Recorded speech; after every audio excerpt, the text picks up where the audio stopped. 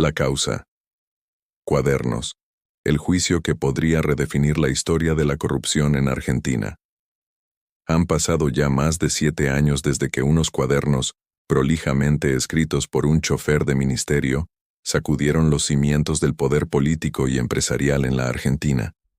Hoy esos mismos cuadernos están en el centro del juicio oral más grande por corrupción en la historia del país, con 87 imputados y un expediente que promete marcar un antes y un después en la relación entre el Estado, la política y los negocios. Los orígenes, los cuadernos de un chofer y el nacimiento de una megacausa.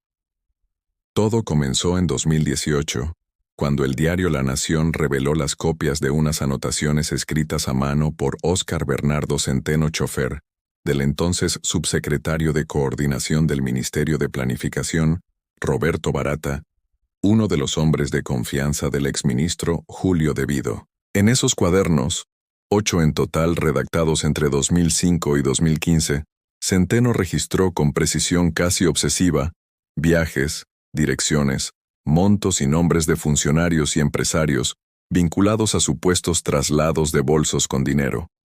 Según su propio testimonio, aquel dinero provenía de coimas pagadas por empresarios contratistas del Estado para asegurarse adjudicaciones de obra pública o agilizar pagos demorados. Los cuadernos, inicialmente cuestionados por su cadena de custodia, fueron validados por declaraciones de otros involucrados. Muchos empresarios, ante la evidencia y la presión judicial, se acogieron a la figura del imputado colaborador, aportando detalles y confirmando el circuito de sobornos. Lo que parecía una crónica minuciosa de un chofer se transformó en el esqueleto de una red de corrupción sistemática. El proceso. 87 acusados, una expresidenta y un entramado de poder. La causa, instruida por el fallecido juez Claudio Bonadio y el fiscal Carlos Stornelli, avanzó con una velocidad poco común en los tribunales federales. Para 2019, ya había decenas de procesados. Funcionarios, exministros, empresarios de la construcción, financistas y hasta secretarios privados. En total, más de 120 personas fueron investigadas, aunque el juicio oral que comenzó en noviembre de 2025 reúne a 87 imputados, divididos en 3 grandes grupos. 22 exfuncionarios públicos, entre ellos Cristina Fernández de Kirchner, Julio De Vido, Roberto Barata, José López y Ricardo Jaime. 65 empresarios, como Ángelo Calcaterra, IEXA, Carlos Wagner, Esuco, Armando Lozón, Albanesi, y Gerardo Ferreira, Electroingeniería. 2 choferes, incluido Centeno, que fue aceptado como testigo protegido y colaborador clave. La acusación central sostiene que entre 2003 y 2015 funcionó una asociación ilícita que recaudaba fondos ilegales de empresarios contratistas del Estado. Según el fiscal, el dinero era recolectado por funcionarios intermedios, principalmente Barata y López, y entregado a niveles superiores del poder político, incluidos despachos de máxima jerarquía. Los delitos y las penas que enfrentan el expediente de la causa Cuadernos reúne varios tipos de delitos, pero los principales son asociación ilícita, cohecho, activo y pasivo, y lavado de activos.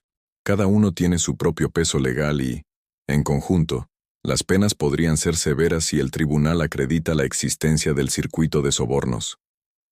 Asociación ilícita, artículo 210 del Código Penal. Prevé penas de 5 a 20 años de prisión para quienes organicen o participen de una estructura criminal con el fin de cometer delitos. Es el cargo más grave que se les atribuye a varios exfuncionarios.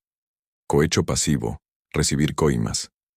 Sancionado con 1 a 6 años de prisión e inhabilitación perpetua para ejercer cargos públicos. Cohecho activo, pagar coimas. De 1 a 6 años para los empresarios involucrados, con posibles agravantes si se demuestra habitualidad o montos significativos. Lavado de activos. Puede sumar entre 3 y 10 años adicionales, dependiendo de la magnitud del dinero involucrado y si se usaron estructuras financieras para ocultarlo. De confirmarse las acusaciones principales, Algunos de los imputados podrían enfrentar penas acumuladas de entre 8 y 20 años de prisión, especialmente los organizadores del esquema. En cambio, aquellos que declararon como arrepentidos y aportaron pruebas verificables podrían obtener reducciones drásticas de condena o incluso la suspensión de la pena, si el tribunal considera que su colaboración fue esencial para esclarecer los hechos. El contexto político y judicial. La causa se convirtió en un terremoto político desde el primer día. Durante años fue vista como el espejo judicial del Lava Jato brasileño, con ramificaciones en la obra pública, la energía y los contratos viales. Para el oficialismo de entonces, encabezado por Mauricio Macri, representó una oportunidad de demostrar independencia del poder judicial. Para el kirchnerismo, fue una muestra de lawfare, una persecución política disfrazada de causa judicial. Con el paso del tiempo, el expediente se consolidó, pero también fue objeto de críticas. La defensa de Cristina Fernández y de varios empresarios ha sostenido que los cuadernos originales desaparecieron y que las copias digitales o las declaraciones derivadas de ellos no pueden constituir prueba plena. El tribunal deberá resolver si la cadena probatoria es suficiente para dictar condenas firmes, o si el caso se desinfla, como ha ocurrido con otras causas resonantes. El juicio en curso, audiencias, etapas y cronograma. El juicio oral comenzó oficialmente en noviembre de 2025, ante el Tribunal Oral Federal NESE 17. Por su magnitud, se prevé que el proceso se extienda entre 12 y 18 meses, con audiencias semanales y una batería de testigos que supera las 300 personas. Participan más de 40 defensores, 4 fiscales y un equipo técnico del Ministerio Público que trabaja en la sistematización de pruebas digitales y testimoniales.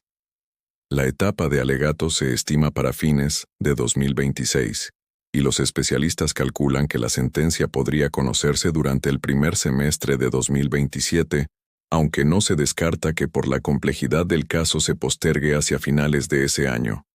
Las claves del juicio. El testimonio de Centeno. Su credibilidad será puesta a prueba. Sus cuadernos son el origen, pero su palabra será el ancla del relato judicial. Los empresarios arrepentidos.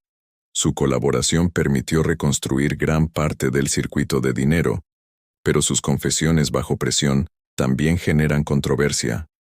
El papel de Cristina Kirchner. Como principal figura política imputada, su situación marcará el tono de la sentencia. La defensa busca demostrar que nunca hubo prueba directa que la vincule a la recepción de dinero. La prueba documental, transferencias, registros de seguridad y cruces de llamadas serán decisivos para determinar si los cuadernos reflejaban hechos reales o simples anotaciones subjetivas. El impacto político y social.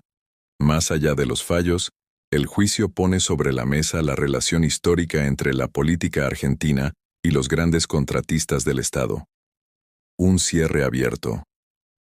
La causa. Cuadernos no es solo un expediente judicial, es también un espejo cultural y político de cómo se manejó el poder en la Argentina durante las últimas décadas.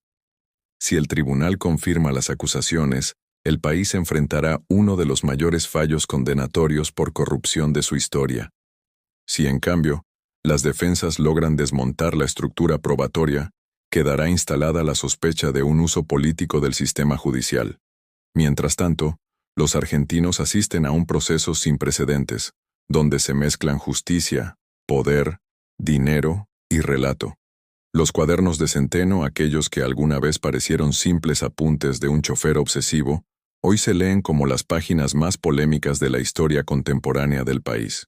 La sentencia, aún lejana, promete ser, sea cual sea el resultado, un capítulo decisivo en la memoria institucional de la Argentina.